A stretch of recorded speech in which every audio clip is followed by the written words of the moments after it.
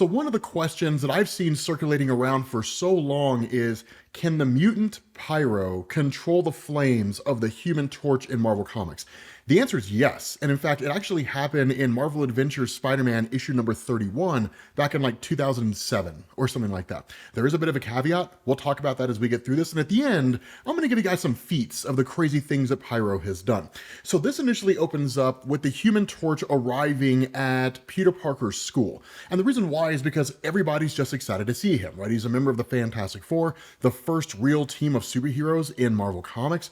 But as soon as he arrives in Midtown High School, he immediately loses control of his powers. Literally, he's like, my flame's burning, out of control. How is that even possible? And then he starts flying around, but seemingly against his will, right? He's like, literally, I gotta get out of here before I set fire to the whole campus. And he's like, something is making me fly right towards these kids. And like, he just goes barreling into them almost, right? Peter Parker, of course, dons the Spider-Man costume and then goes to fight Johnny Storm. It's not an overly complex fight. Again, this story is relatively short, but Peter Parker, of course, being Spider-Man, his spider sense is really the only thing that allows him to gain the upper hand. But Peter Parker doesn't really know what's happening. Even the closest that we get are just statements from Johnny Storm where he's saying things like, gotta find a way to break free of whatever's doing this. I can't turn my flame off. It's not under my control. And so ultimately he barrels towards Spider-Man and the fight breaks out between the two. Now, of course, Spider-Man bobbing and weaving, dodging everywhere that he can, trying to basically get out of the way.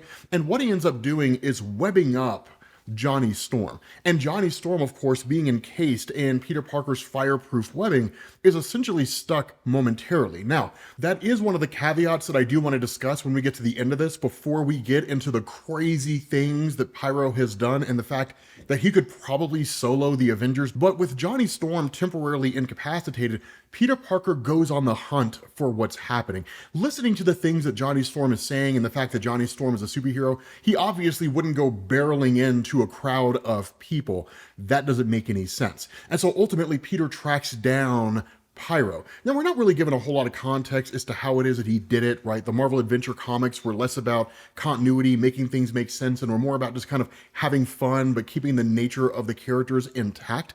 And so once Peter Parker finds Pyro, that he makes this statement. He says, not so tough when you don't have the Human Torch to control, are you? So unless you've got some other trick up your sleeve. And then, of course, Pyro goes in for the attack. Now, here's the big kicker about Pyro. Pyro does not have the ability to create fire, but Pyro can control fire. He controls one of the fundamental forces of existence. And so that's why he's always got like flamethrowers attached to him so he can ignite a flame and then do essentially whatever he wants with it.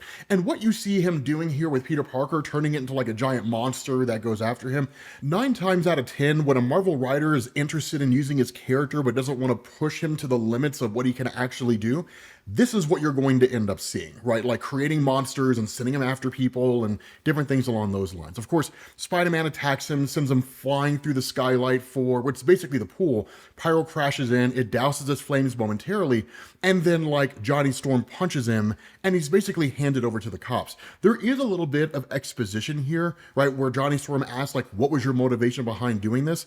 It all kind of comes down to a pretty simple motivation, right? The Pyro himself believes he should be more popular than Johnny Storm is because Johnny Storm can turn himself into fire, or depending how old school you want to go in Marvel Comics, encase himself in fire, whereas Pyro controls that fundamental force. So in essence, Pyro controls the powers that Johnny Storm has, and so he believes that he should have more notoriety. But, of course, committing to criminal acts is going to draw the wrong kind of attention. Pyro's handed to the cops, and that's basically it. Now, before we get into the feats of Pyro and the things that he's done, I do want to talk about these caveats for a second.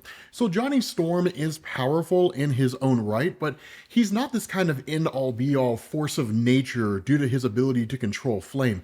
And even then, it's kind of a misnomer. Johnny Storm, really more than anything, encases himself in a sort of plasma fire as opposed to actually turning himself into fire. Now, more often than not, because of how he's depicted in Marvel Comics, it's 6 in one hand, half a dozen in the other. But the fact remains, in stories like Fantastic Four, issue number 391, it was established by Galactus that while Johnny Storm's power was not nearly enough to destroy Galactus himself, that even Galactus recognized how powerful Johnny was, and that's coming from a cosmic entity that doesn't really pay much attention to anybody other than himself. In Fantastic Four Volume 1, issue number 32, it was established that he could absorb fire, even if it was created by another person who could create fire, which would really lend credence to the idea that he could probably overpower Pyro. And in fact, this was expanded on in Strange Tales issue number 112 when he absorbed a nuclear explosion. Of course, Johnny Storm also has a variety of weaknesses, the most notable of which was covered in Fantastic Four 306,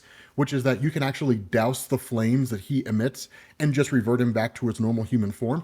But I say all this to say, the fact that Johnny Storm could be covered or encased in Spider-Man's anti-flame web fluid and then somehow be incapacitated would indicate this version of Johnny Storm in this story is not as powerful as Johnny Storm is traditionally seen as being in Marvel Comics, especially when you consider the fact that in Amazing Spider-Man issue number 790, when Spider-Man fought Johnny Storm in the main Marvel Universe, Spider-Man had no way of neutralizing Johnny Storm using his web fluid. But focusing on Pyro and the things that he's done, again, he's incredibly powerful in Marvel Comics. In Uncanny X-Men issue number 338, in a fight between himself and the X-Men, Pyro was actually able to incinerate the playing cards of Gambit after Gambit threw them, but before they were ever able to actually hit Pyro. Although in all fairness, I think it's important to state that in this particular comic, Pyro was infected with the legacy virus, basically AIDS for mutants, but it amped his power, so he normally would not have been able to do something like this. But in Uncanny X-Men issue number 177, he superheated Colossus to the point that Colossus actually turned white hot, borderlining to the point that he almost melted. And in Marvel Presents issue number 85, it was established that Pyro could control any and all forms of heat, not simply just fire. And so while this isn't necessarily designed to like sway you one way or the other as to whether or not Pyro would be able to defeat Johnny Storm, the fact that he can control the size, the shape, the intensity of any kind of heat that he comes across, as well as being protected from the effects of fire himself, it really creates a strong argument that Pyro could overtake Johnny Storm and defeat Johnny Storm legitimately within Marvel Comics. Not only that, he could probably take on the Avengers. The best piece of evidence for this comes in the Incredible Hulk issue number 369 during Peter David's run, when Pyro actually matches the Incredible Hulk in strength and holds his own against him. I mean, technically it was the Grey Hulk, so not as strong as the traditional Incredible Hulk, but like, I'd still like to believe that Pyro can do it. Let me have my dream. So, with that being said, guys, we're going to bring this to an end. Hopefully this answered the question of whether or not Pyro could actually defeat Johnny Storm. I know we sort of went off on a bit of a tangent, but let me know what you guys think down in the comments, and I will catch you all later. Peace.